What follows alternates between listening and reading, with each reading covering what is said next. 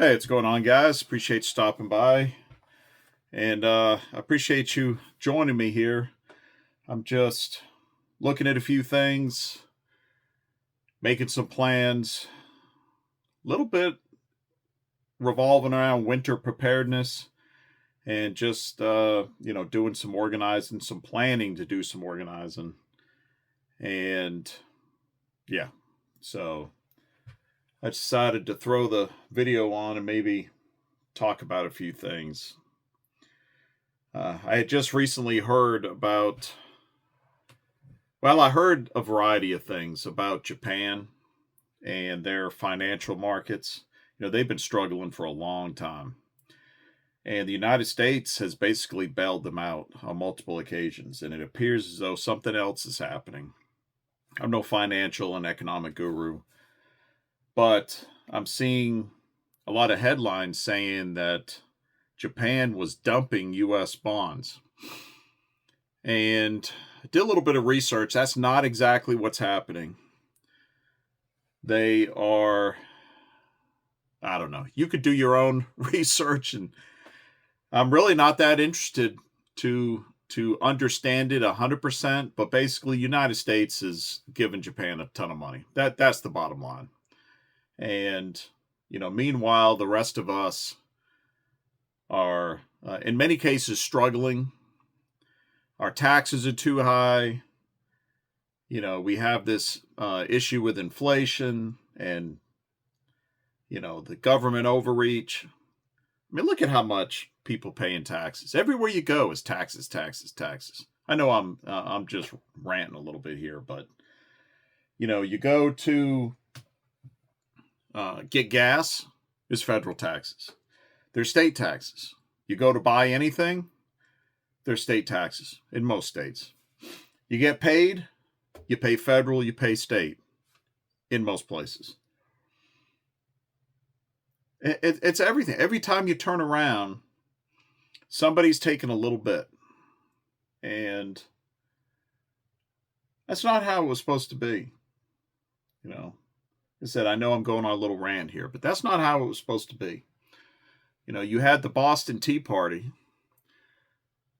that, I mean, it was over a tiny percentage points. And look how far we've fallen, that largely people just accept it and move on. I mean, what about me? I'm no different. I mean, you accept it and you move on. You do what you can to avoid as much as you can, but what are you going to do? We are stuck in a system that there's not a whole lot you can do.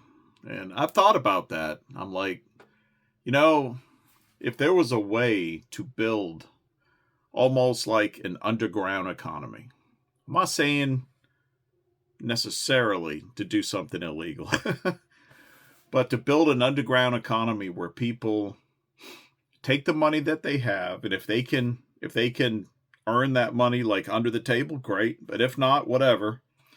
But people trade and exchange goods and services, and keeping this monstrosity of a tax collection system out of it. It's probably not possible. I mean,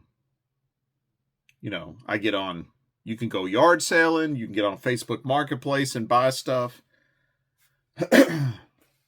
There's people that, they own different businesses. Sometimes they trade for other items and services, but it's probably a pipe dream.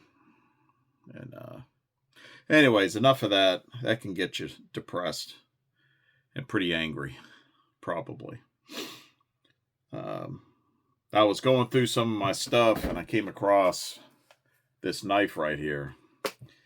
And I don't know how many of you are familiar with this. This is a Gerber BMF. Now, Gerber, when this came out a long time ago, I think it was back in the 80s. When Gerber came out with the BMF, it was after Rambo First Blood came out and the whole survival knife movement started. And when this knife came out, I absolutely loved it. And it is a big knife. It's probably one of my favorite knives. Sawtooth top. They made one without the sawtooth, but it didn't look cool enough. And when you're in a survival situation, it's how you look that really matters. Am I right? I mean, when you're surviving, you got to look good. Anyways, this knife was awesome. I remember one time I was living down in South Carolina and had a Gerber BMF, and we were kind of walking through the woods, large acreage. We were walking through the woods and we came across a stream. And my nephew jumped across the stream and fell in. And then it was my turn. And I'm like, I don't want to fall in. I don't want to get wet. And I wish it was on video, because what I did, lucky I didn't kill myself. In retrospect, this was probably pretty stupid. But as I leaped across the stream, I drew this knife out of the sheath, and ahead of me sunk it into the bank of the stream. It was a pretty big stream. And I sunk it in and holding it with one hand, and then I grabbed with the other and I pulled myself up. And I got, some footing, and I got out. Now, I just could have really screwed up, and I could have stabbed myself with this thing. So it probably wasn't real smart, but it's a memory I have that I'll never forget, because it worked out exactly in my mind how it was supposed to. Now, it probably didn't look as cool as it felt, but, who knows? We'll see.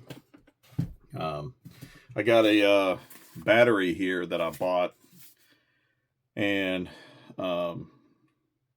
this is a lithium battery that I'm putting together a portable communications kit. And it's another thing that's on my project list. And I'm going to work on that. I've got another kit here. And matter of fact, it's right here. It's a HAMMO can. And, this is I should probably share more stuff. But here, let me see if I can turn this around. So I got the ham radio right here, got a charge controller, there's a battery underneath, and I've got cables so you can run the battery to a solar panel and charge it. And then I've got antenna for it that you can throw up in a tree. And like I said, I should probably share more of this stuff. I know a lot of what I've been doing is getting on this channel and just talking about current events, but that seems like that's what people want. And, my main goal for this channel and all my efforts that I've done in the past is to reach like-minded people and share my thoughts on survival in the world today. And what we're looking at in the future. And certainly it's changed over time. When I was a teenager, I thought, there was a chance of a nuclear war.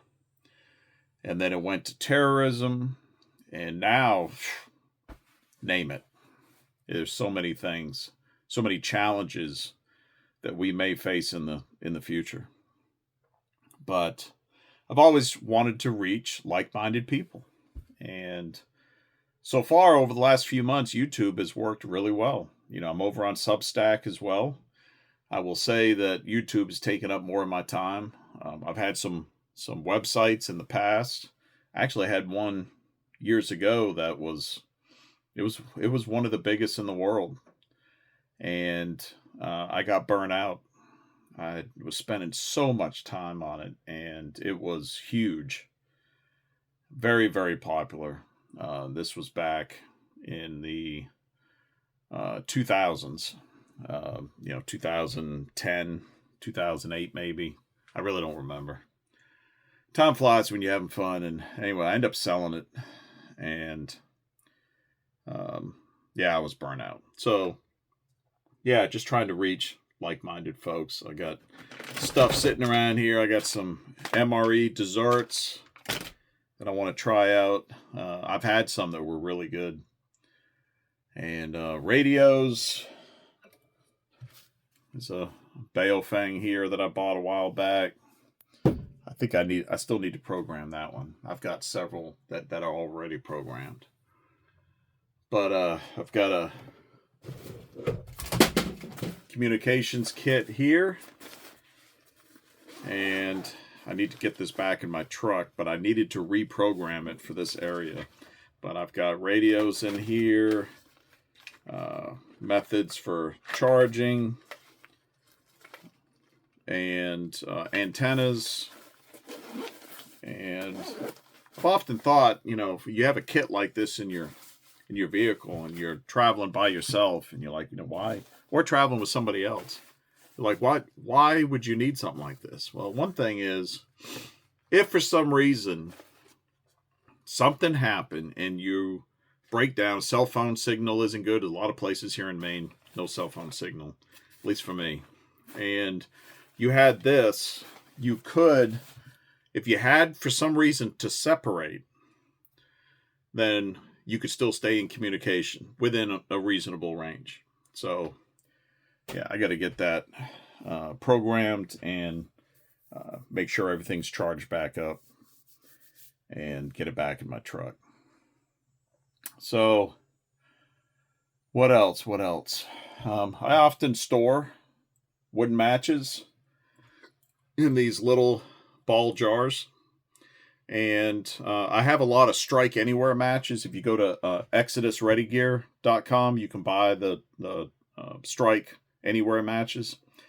And but I still will put in the little cardboard striker paper inside here.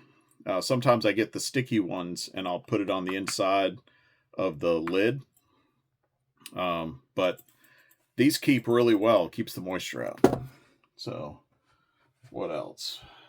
I think I did a video a while back. You can go back and search it. I got these 3D printed ammo cases for 22 Magnum. I still got to fill them. I really like this. It's really cool. So, you know, I stock up on, you can't see it, but I got a ton of these. I probably got 30 of these. And yeah, I know it's Rem oil. It's cheap. But I got it. And it does work. Not as good as some other ones, but it works. So, and I've got some hops.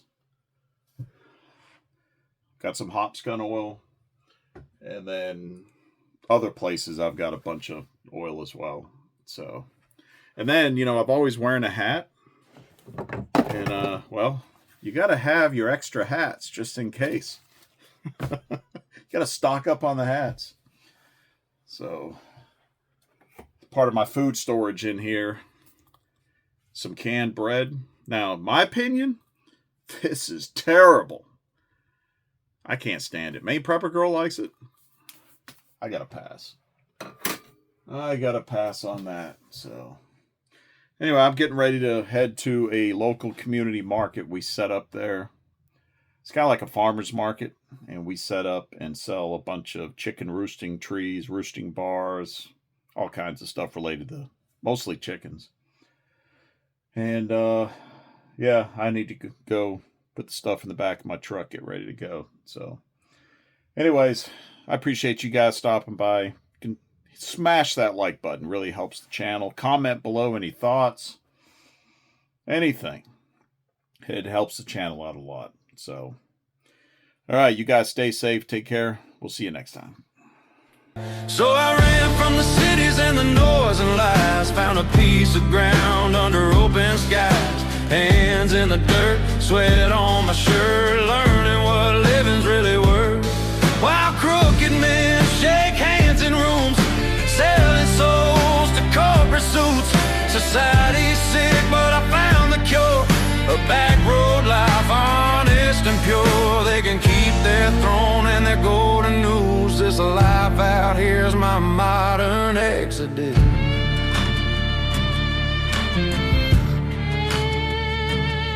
I traded screens for a sunrise, callous palms, blisters, pride, planted seeds where hope was.